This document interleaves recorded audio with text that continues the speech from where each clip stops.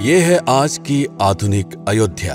तो चलिए इसे गहराई से जानने की शुरुआत करते हैं। बस अड्डा।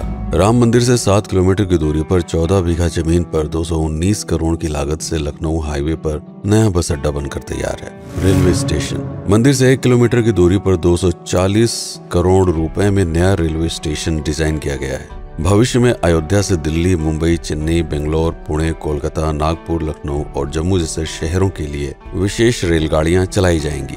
हवाई अड्डा। 1450 करोड़ रुपए में लगभग 1300 बीघे में फैला हुआ प्रयागराज हाईवे पर नाके के पास बनाया गया है नया एयरपोर्ट। यहाँ से राम मंदिर की दूरी सिर्फ 12 किलोमीटर है। भविष्य में कई बड़े महानगरों के लिए सीधे उड़ानें उपलब्ध होंगी। घाघरा जलमार्ग। अगर आपके पास अपनी खुद की मोटर बोट है तो छपरा से घाघरा यानी सरयू नदी की सैर करते हुए लगभग 300 किलोमीटर नदी में चलकर भी अयोध्या पहुंच सकते हैं। भविष्य में इस रूट के लिए भी मोटर बोट चलाए जाने का प्रस्ताव है। राम मंदिर। अयोध्या के राम मंदिर की कुल कीमत है 1800 करोड़। पूरी तरह बन जाने के बाद अयोध्या का मुख्य आकर्षण होगा। राजस्थान के मशहूर मकराना के पत्थरों से आकार लेते इस मंदिर की अनुमानित उम्र होगी लगभग 1000 साल। 22 जनवरी को पहली मंजिल का उद्घाटन होगा, जिसमें राम की बाल्यावस्था की मूर्ति रखी जाएगी। बाकी की 2 मंजिलों का कार्य चलता रहेगा। खजुराहो के मंदिरों की नागर शैली के आधार पर इसे तराशा जा रहा है। मंदिर का कुल क्षेत्रफल 156 एकड़ या 251 बीघा है।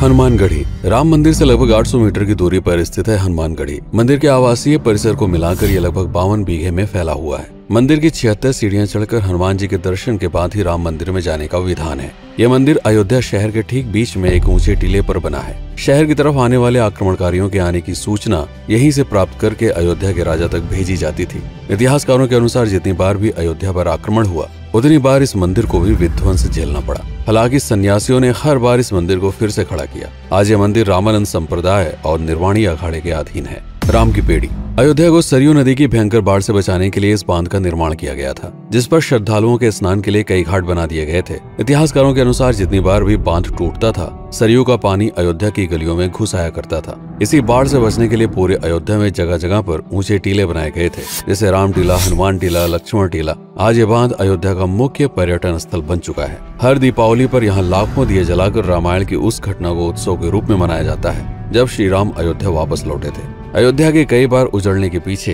एक कारण इस नदी को भी माना जाता है। हालांकि इसी नदी की वजह से यहाँ पर गन्ने की खेती बड़े स्तर पर की जाती है। लता मंगेशकर चौराहा। नया घाट और बस स्टैंड के पास ही अयोध्या का मुख्य चौराहा 6.7 करोड़ रुपए में बनकर तैयार हुआ है। पद्मश्री से सम्मानित राम सुथार जी ने 2 माह के कठिन परिश्रम के बाद इस 40 फीट लंबी वीणा को आकार दिया। 14 टन की इस वीणा को लता जी के स्मृति चिन्ह के रूप में यहाँ पर लगाया गया है।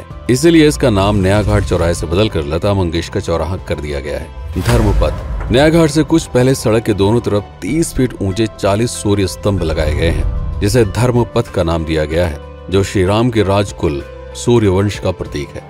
दशरथ समाधि स्थल। नए बस अड्डे के बगल से एक पतली रोड कछार से आगे बढ़ते हुए लगभग 12 किलोमीटर दूर ले आती है दशरथ समाधि स्थल, जो बिलहर घाट पर मौजूद है, जिसके बारे में मान्यता है कि यहाँ पर राजा दशरथ का दाह संस्कार हुआ था। राम मंदिर के साथ ही इस जगह को भी पर्यटन स्थल के रूप में विकसित किए जाने की योजना पर कार्य चल रहा है। भरत कुंड। अयोध्या से 15 किलोमीटर दूर है नंदीग्राम। यहाँ मौजूद तालाब को भरत कुंड कहते हैं। मान्यता है कि इसी जगह से भरत ने पूरे अयोध्या का राजकार्य संचालित किया था। पर्यटकों के लिए इस स्थान को भी विकसित किया जाएगा। गुप्तार घाट। राम की बेड़ी से सरयू नदी के किनारे चलते हुए 10 किलोमीटर दूर स्थित है गुप्तार घाट। ये कैंट एरिया में पड़ता है। इस जगह को श्री राम के जल समाधि के रूप में महत्व दिया जाता है। इसके अलावा अयोध्या नगर में हर गली में कई विशेष मंदिर हैं, जिनकी अपनी मान्यताएं हैं, कथाएं हैं, विशेषताएं हैं। पूरी तरह से विकसित हो जाने के बाद नई अयोध्या को पूरी तरह से जानने के लिए, इसका आनंद लेने के लिए कम से कम 3 दिनों तक यहाँ रुकने की आवश्यकता है। देश विदेश से ज्यादातर पर्यटक भारत आते हैं उत्तर प्रदेश में आगरे का ताजमहल देखने और प्राचीन नगर काशी और सारनाथ घूमने। प्रश्न ये है कि अयोध्या घूमने और श्री राम का मंदिर देखने के लिए भला विदेशी क्यों आएंगे? और इसका कारण है भारत में लिखी गई राम कथा की सबसे पहली और प्राचीन पुस्तक रामायण। भारत में रामायण के अलावा कंबोडिया में रीमकेर, थाईलैंड में रामकियन जो कि वहाँ की राष्ट्रीय पुस्तक है, इंडोनेशिया में ककनिक, नेपाल में भानुभक्त रामायण जैसी पुस्तकों में वाल्मीकि की रामकथा से प्रेरणा लेकर इसे अपने अपने देश की संस्कृत के हिसाब से फिर से लिखा गया है। पात्रों के नाम, कुछ नई घटनाओं के अलावा मूल रामकथा सभी में एक जैसी है।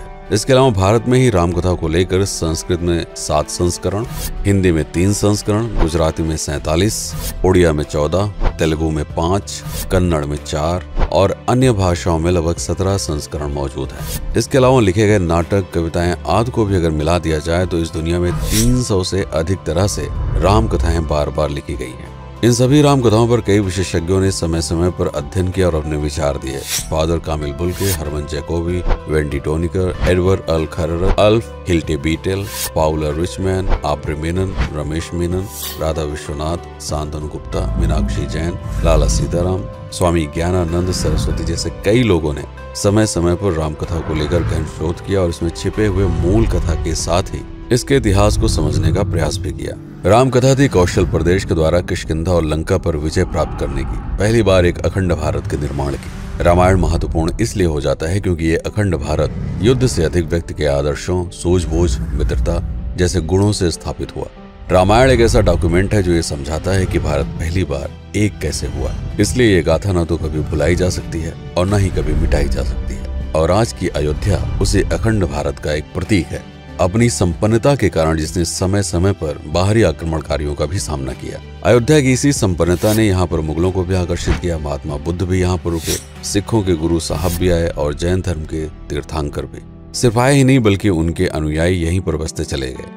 अयोध्या कितनी बार बसी, कितनी बार उजड़ी, इसके बारे में बहुत अधिक प्रमाण उपलब्ध नहीं है। सूर्यवंश के पतन के साथ ही अयोध्या का भी पतन होता रहा। बीच में कई सौ सालों तक अयोध्या मानो विलुप्त सी हो गई। इसका कारण क्या था, इसका कोई प्रमाण नहीं है। अयोध्या को फिर से खोजकर उसे स्थापित करने में बार बार राजा विक्रमादित्य का नाम आता है, लेकिन विक्रमादित्य एक उपाधि है जिसे कई राजाओं को दिया गया था। तो ये कहना मुश्किल है कि किस कालखंड के कौन से राजा ने यह कार्य किया। कुछ विशेषज्ञों का मत है कि यह काम उज्जैन के राजा विक्रमादित्य ने किया होगा।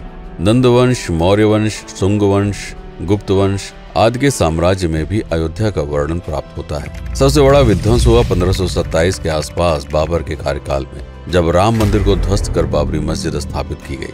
सन 1722 में बंगाल के नवाब अली वर्दी खान ने व्यापार के नजरिए से राम मंदिर से कुछ किलोमीटर की दूरी पर एक नया शहर बसाने की शुरुआत की। 1730 में अवध के पहले नवाब सादत अली खान ने इसका नामकरण किया फैजाबाद। इन्हीं के उत्तराधिकारी सुजाउद्दौला ने इसे अवध की राजधानी बनाई। 1775 में अवध के चौथे नवाब असफुद्दौला ने फैजाबाद की जगह लखनऊ को अवध की राजधानी घोषित की। रावण अहंकार का प्रतीक और श्री राम विनम्रता के सूचक। सत्ता में आने के बाद हर व्यक्ति को यह बात हमेशा ध्यान में रखनी चाहिए, सिर्फ रंग रोगन और पत्थर लगवाने से राम राज्य नहीं आएगा, बल्कि जिस दिन स्कूल, अस्पताल और सरकारी संस्थानों से भ्रष्टाचार खत्म होगा, लोगों का मुफ्त इलाज और अपनी भाषा में उच्च शिक्षा उपलब्ध होगी, उस दिन भारत उस पायदान पर खड़ा होगा जहां कभी हम हुआ करते थे।